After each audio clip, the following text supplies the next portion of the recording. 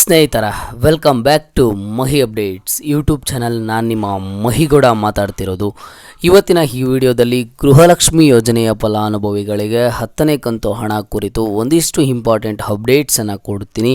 ಫಲಾನುಭವಿಗಳು ವಿಡಿಯೋನ ಕೊನೆ ತನಕ ನೋಡೋದಕ್ಕೆ ಪ್ರಯತ್ನ ಮಾಡಿ. ಜೊತೆಗೆ ಚಾನಲ್ಗೆ ಫಸ್ಟ್ ಟೈಮ್ ವಿಸಿಟ್ ಮಾಡಿದರೆ ಅಥವಾ ಇನ್ನೂ ಸಬ್ಸ್ಕ್ರೈಬ್ ಮಾಡ್ಕೊಂಡಿಲ್ಲ ಅಂತ ಅಂದರೆ ಈ ಕೂಡಲೇ ಚಾನಲ್ಗೆ ಸಬ್ಸ್ಕ್ರೈಬನ್ನು ಮಾಡ್ಕೊಳ್ಳಿ. ಆ್ಯಂಡ್ ಹಾಗೇನು ಮರಿದೆ ಒಂದೇ ಒಂದು ಲೈಕನ್ನು ಮಾಡಿ ಇದೇ ಥರದ ಎಲ್ಲ ಹೆಚ್ಚಿನ ಅಪ್ಡೇಟ್ಸನ್ನು ಪಡ್ಕೊಳ್ಳಿ.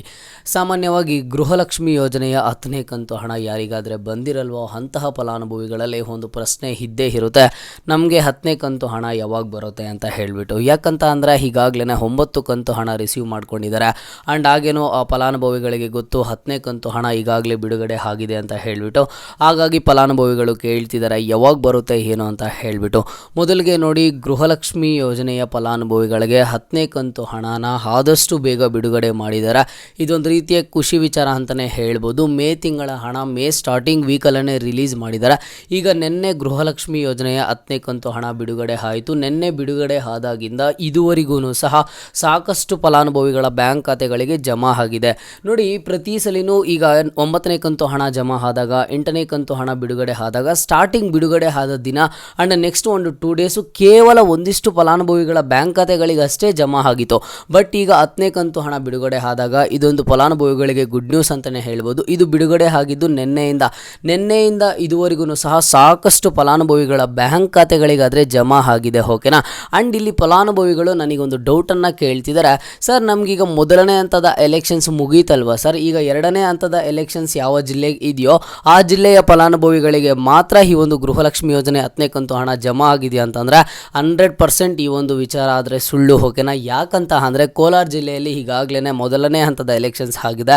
ಕೋಲಾರ ಜಿಲ್ಲೆಯ ಸಾಕಷ್ಟು ಫಲಾನುಭವಿಗಳಿಗೆ ಗೃಹಲಕ್ಷ್ಮಿ ಯೋಜನೆಯ 10ನೇ ಕಂತು ಹಣ ಆದರೆ ಜಮಾ ಆಗಿದೆ. ನೀವು ಯಾವುದೇ ಜಿಲ್ಲೆಯವರು ಆಗಿರಿ, ನೀವು ಫಲಾನುಭವಿಗಳು ಸ್ವಲ್ಪ ವೆಯ್ಟ್ ಮಾಡಿ. 100% 10ನೇ ಕಂತು ಹಣ ಆದರೆ ಜಮಾ ಆಗುತ್ತೆ. ಯಾವಾಗ ಜಮಾ ಆಗುತ್ತೆ ಅಂತ ನೀವು ಕೇಳ್ತಿದ್ರಲ್ವಾ, ನೋಡಿ ಇದರ ಒಂದು ಪ್ರೋಸೆಸ್ಸು ಸ್ಪೀಡಾಗಿ ಆಗ್ತಿರೋದ್ರಿಂದ ವಿತಿನ್ 5 to 10 ಡೇಸ್ ಒಳಗಡೆ ಎಲ್ಲರ ಒಂದು ಬ್ಯಾಂಕ್ ಖಾತೆಗಳಿಗೆ ಜಮಾ ಆಗುತ್ತೆ. ಇವತ್ತೂ ಫಲಾನುಭವಿಗಳ ಬ್ಯಾಂಕ್ ಖಾತೆಗಳಿಗೆ ಹಣ ಜಮಾ ಆಗುವ ಸಾಧ್ಯತೆಗಳು ತುಂಬಾ ಇದ್ದಾವೆ. ಹಾಗಾಗಿ ಫಲಾನುಭವಿಗಳು ವೆಯ್ಟ್ ಮಾಡಿ. ಈಗಾಗಲೇ 9 ಕಂತು ಹಣ ರಿಸೀವ್ ಮಾಡ್ಕೊಂಡಿದ್ರೆ ಇನ್ನು ಶಾರ್ಟ್ಲಿ ನಿಮ್ಮ ಒಂದು ಬ್ಯಾಂಕ್ ಖಾತೆಗಳಿಗೆ 10ನೇ ಕಂತು ಹಣ ಆದರೆ ಜಮಾ ಆಗುತ್ತೆ. ಇನ್ ಕೇಸ್ ನಿಮಗೆ ಯಾವುದಾದ್ರೂ ಹಣ ಪೆಂಡಿಂಗ್ ಇತ್ತು ಅಂತ ಅಂದರೆ ಪೆಂಡಿಂಗ್ ಹಣ ಆ್ಯಂಡ್ ಹಾಗೇನೋ 10ನೇ ಕಂತು ಹಣ ಒಟ್ಟಿಗೆ ಬರುವಂತಹ ಚಾನ್ಸಸ್ಸು ಸಹ ಇದ್ದಾವೆ ಅಂತ ಹೇಳಿಬಿಟ್ಟು ಅಪ್ಡೇಟ್ಸ್ ಆದರೆ ಬರ್ತಿದ್ದಾವೆ.